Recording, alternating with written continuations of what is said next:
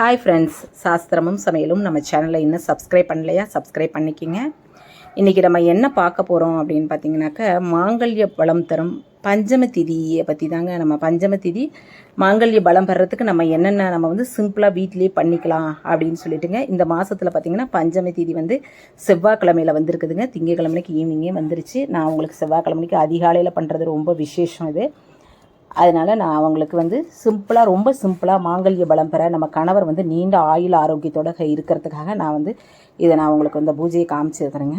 எந்த பெண்ணுமே எனக்கு ஆயுளை கொடு என்று எந்த பெண்ணுமே இறைவனை வேண்டுவதில்லைங்க. என் கணவனுக்கு நீண்ட ஆயுளை கொடு, என் மாங்கல்ய பலத்தை கொடு என்பதே நம் தேசத்தின் பெண்களின் முதல் வேண்டுதலுங்க. எல்லாரோட வேண்டுங்க.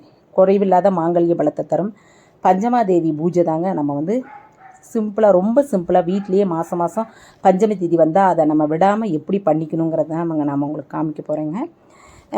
தேவி பாகத்தில் என்னென்ன கூறப்பட்டிருக்குன்னா, பஞ்ச சக்திகளான துர்கா, லக்ஷ்மி, சரஸ்வதி, சாவித்ரி, ராதாதேவி என்ற பெயர்களாலும் இவர்களை பஞ்சமி திதி என்று வழிபட்டோம்னா நமக்கு கணவருக்கு நீண்ட ஆயுள் ஆரோக்கியம் கிடைக்குங்க.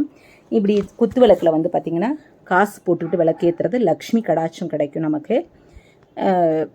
5 முக தீபத்தை நம்ம ஏற்றிக்கணுங்க. சிட்டி வச்சு கோலம் போட்டு பண்ணணும். நமக்கு நேரம் காலம் கம்மியாக இருக்கிறதுனால நான் இதை வச்சு குத்து விளக்கு மட்டும் வச்சு நான் உங்களுக்கு ரொம்ப ஷார்ட்டாக செஞ்சு காமிக்கிறேங்க. நான் எப்போவுமே பஞ்சமி திதி வந்ததுன்னா 5 விளக்கு வச்சு பண்ணுவேங்க.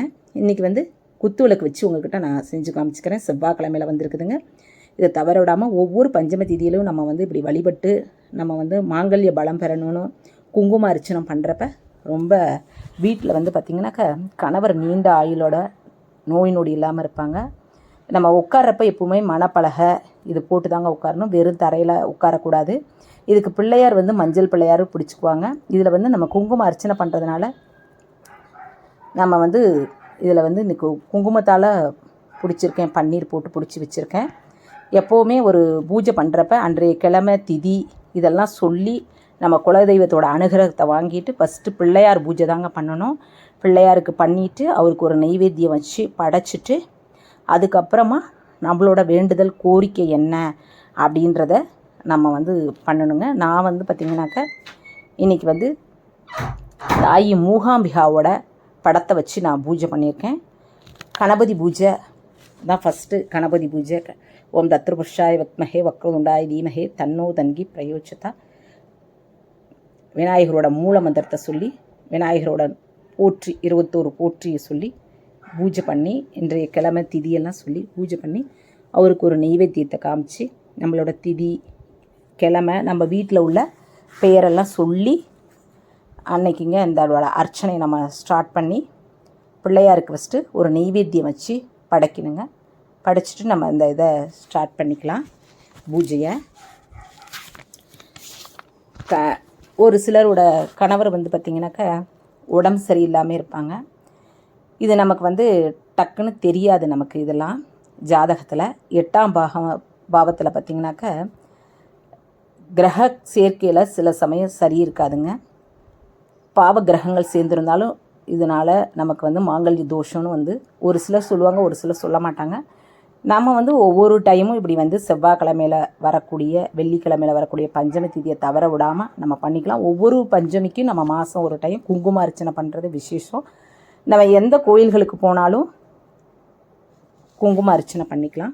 தேவியை வந்து நம்ம வந்து மகாலட்சுமியை நினச்சிக்கிட்டு ஒரு அச்சதை பண்ணிக்கணுங்க. நம்ம மகாலட்சுமி ஓம் மகாலட்சுமி வித்மஹே விஷ்ணு பத்தினியாய தீமஹே தன்னோ லக்ஷ்மி பிரயோஜதான்னு அம்பாளோட 108 ஸ்லோகம் சொல்கிறதுனால சொல்லிக்கலாம். போற்றியை சொல்லிக்கலாம். ஓம் காருண்யாய நமக, ஓம் ஹரிவல்லப பாபாய நமக, ஓம் பத்ம பிரியாய நமகன்னு சொல்லி நிறைய அர்ச்சனைகளை நம்ம பண்ணிட்டு நம்மளோட கோரிக்கை வேண்டுதல் கணவர் நீண்ட ஆயுள் ஆரோக்கியத்தோடு இருக்கணும் அப்படின்னு வேண்டி இதை பண்ணலாங்க. கல்யாணம் ஆகாத பெண்கள் யாராவது இருந்தாங்கனாக்கா, வீட்டில் இருந்தாங்கன்னா அவங்களும் வந்து பண்ணாங்கனாக்கா நல்ல கணவர்மார்கள் கிடைப்பாங்க. வரணும், நல்ல வரணும் அமையுங்க. நம்ம எப்போவுமே வெள்ளி செவ்வாய்க்கிழமைகளில் வீட்டுக்கு சுமங்கலிங்க வந்தாங்க அப்படின்னா வெத்தலை பாக்கு பூ பழம் கொடுப்பாங்க. இல்லைன்னா அட்லீஸ்ட் ஒரு குங்குமமாவது அவங்கக்கிட்ட கொடுத்து தண்ணி கொடுத்து வழி அனுப்பணுங்க. அதுக்கு தான் பண்ணணும். இந்த குங்குமத்தை நம்ம வந்து அர்ச்சனை வந்து ஒவ்வொரு டைமும் பண்ணிவிட்டு அந்த குங்குமத்தை நம்ம குங்கும சிமிழில் வந்து எடுத்து வச்சுக்கிட்டு மிச்சத்தை வந்து பார்த்திங்கன்னா கோயிலில் கொண்டு போய் கொடுத்து கோயிலில் அங்கே வச்சுருப்பாங்க பார்த்திங்கன்னா அந்த திரி வந்து நம்ம 5 போட்டுக்கலாம். நான் வந்து 3 போட்டு சாமிக்கு வந்து ஆரத்தி எடுத்துருக்குறேங்க. 5 போட்டுக்கலாம். போட்டு ஆரத்தி எடுத்து மாங்கல்யம் பலம் பெறணும்னு வேண்டி பிரார்த்தனை பண்ணி அந்த குங்குமத்தை கொண்டு போய் கோயிலில் எல்லோரும் வச்சுக்குவாங்க பார்த்திங்களா. அங்கே கொண்டு போய் கொட்டிட்டோம்னா நமக்கு நல்ல கணவர் வந்து நோய் நொடி இல்லாமல் நல்ல நீண்ட ஆயுள் ஆரோக்கியத்தோடு இருப்பாங்கங்க.